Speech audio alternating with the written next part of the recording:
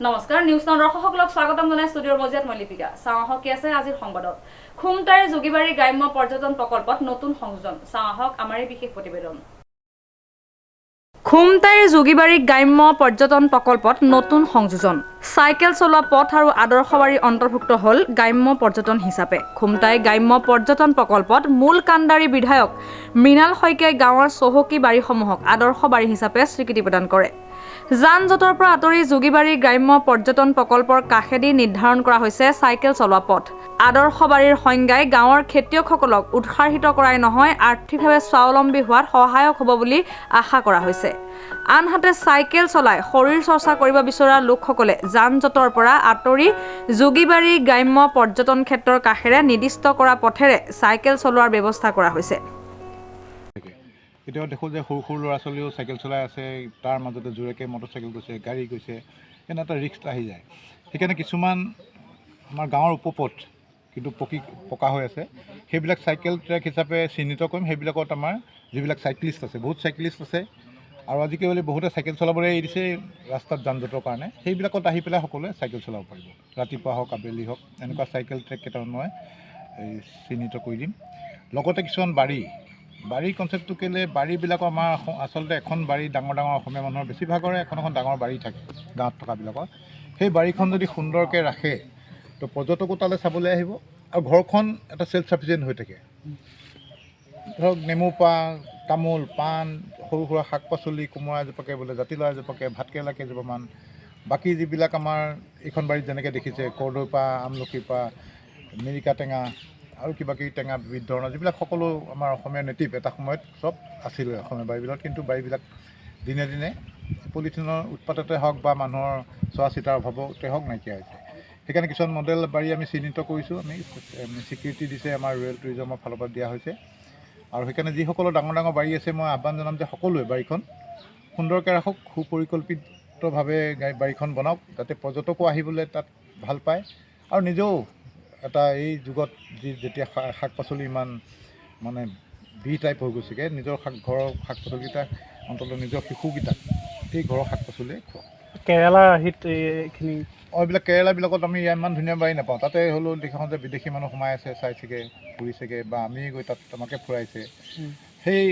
তাত গৈ মই শিকিলোঁ যে আমাৰ বাৰীবিলাক এখন আদৰ্শ বাৰী হ'ব পাৰে আৰু তাত পৰ্যটকক আকৰ্ষণ কৰিব পাৰিব আমাৰ স্থানীয়ভাৱেও যিবিলাকসকল চিটিতে জন্ম চিটিতে থাকে টাউনতে যাতে থাকে টাউনতে কেতিয়াবা গাঁওফালে আহে কিন্তু ক'তো বাৰী এখন সোমাই নাছে যে এই বাৰীখন মানে কি বাৰী কয় আগতে অসমীয়াৰ বাৰী সেইকাৰণে অসমীয়াৰ বাৰী পাঞ্জাৱী গাড়ী মাৰোৱাৰী খাটা আৰু কিবা এটা আছিল তেনেকুৱা সেইকাৰণে এইটো ভাবিছোঁ আশা ৰাখিছোঁ যে পৰ্যটকসকলক আকৰ্ষণ কৰিব বাৰী চাবৰ কাৰণে এতিয়া খুমটাইলৈ আহিলে হ'ল সুন্দৰ বাৰী আমাক এইবিলাক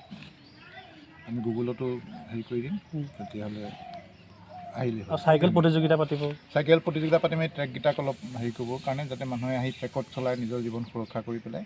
তাত চাইকেল চলাব পাৰে চাইকেল চলোৱা মানুহ ধেৰ হৈছে কাৰণ চাইকেলৰ দোকানবিলাক দেখিলেই গম পায় যে চাইকেল চলোৱা মানুহ ধেৰ কিন্তু চলাবলৈ জেগাটোত নাই ৰাস্তাততো গাড়ী মটৰ বহুত হেৰি ভিৰ হৈ গৈছে আৰু আপোনাৰ গ্ৰাম্য পৰ্যটন কনচেপ্টটো এতিয়া সৰু পথাৰতো আপুনি তাত ধনশিৰি নিৰ্মাণ গোট বুলি এটা সংগঠনে মোক মাতিছিলে তেওঁলোকে 2খন গাঁও লৈছে এটা গ্ৰাম্য পৰ্যটন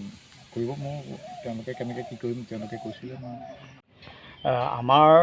যিখন ঘৰুৱা বাৰী এই বাৰীখন আদৰ্শ বাৰী হিচাপে তেখেতে স্বীকৃতি দি এখন আজি ফলক লগাইছে প্ৰথমতে আমি সমূহ পৰিয়ালবৰ্গই তেখেতক ধন্যবাদ আৰু কৃতজ্ঞতা জনাইছোঁ যে আমাৰ বাৰীখন যে আদৰ্শ বাৰী হিচাপে লৈছে আৰু তেখেতে ইতিমধ্যে খুমটাই সমষ্টিত স্বচ্ছ প্ৰতিযোগিতা অনুষ্ঠিত কৰিছিলে আৰু গোটেই আমাৰ সমষ্টিটোৱে ইতিমধ্যে পৰিষ্কাৰ হৈ আছে আৰু তাৰ পাছতে সেউজ খুমটাই প্ৰতিযোগিতা পালন কৰিছিলে আৰু গোটেই খুমটাই সমষ্টি সেউজীয়া হৈ উঠিছে আৰু আজি যি তেখেতে এই আদৰ্শ বাৰী যি ব্যৱস্থা গ্ৰহণ কৰিছে মই ভাবিছোঁ যে কি আদৰ্শ বাৰী যোগেদি গোটেই খুমটাই সমষ্টিৰ আমাৰ যিমান বাসিন্দা আছে সকলোৰে বাৰীবিলাক আদৰ্শ হৈ উঠিব আৰু বাৰীবিলাকত অসমীয়া মানুহৰ যিবিলাক ফল মূল গছ গছনি তামোল পাণ পৰা ধৰি পেলাই থাকে এই সকলোবিলাক নাথাকিলেও মই ভাবিছোঁ হৈ উঠিব তেখেতৰ এই কামৰ বাবে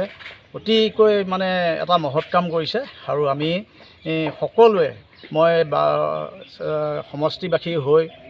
ব্যক্তিগতভাৱেও তেখেতক ধন্যবাদ আৰু বাৰীখন কি আছে আমাৰ বাৰীখনত যিখিনি অসমীয়া মানুহৰ বাৰীত থাকে তামোল পাণ বিভিন্ন ধৰণৰ কল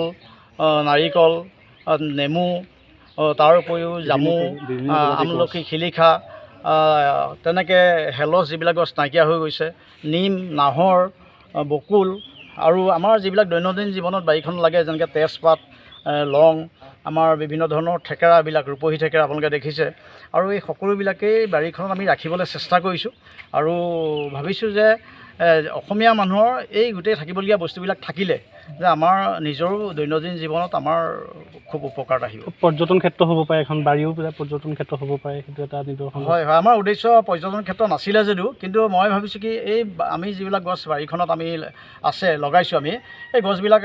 চালে নিশ্চয়কৈ উপকৃত হ'ব যে অসমীয়া মানুহৰ আগতে থলুৱা যিবিলাক আমাৰ গছ আছিলে সেই গছবিলাক ইয়াত আছে আৰু তেখেতসকলে দেখিলে নিশ্চয় উপকৃত হ'ব। দেৰগাঁৱৰ পৰা নৱজ্যোতি ভৰালীৰ প্ৰতিবেদন, নিউজ নাও 24x7।